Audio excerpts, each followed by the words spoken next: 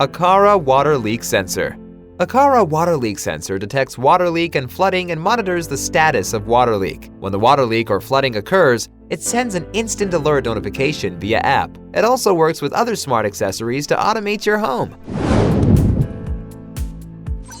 Please open the Mi Home app. Press the plus to enter Add Device page and press the Sensor. Select the Aqara Water Leak Sensor. If the hub makes voice prompts, Ready to connect to child devices.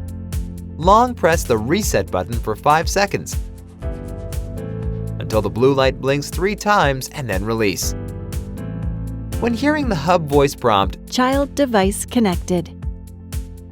the accessory is successfully added to the network. After the accessory is added, you can check the accessory status in the Mi Home app or in the Apple Home app. Single press the reset button on the accessory at your desired location. If the hub makes voice prompts, Normal link confirmed. it indicates that the accessory can communicate effectively with the hub. Option 1. Place it directly on the surfaces that require monitoring.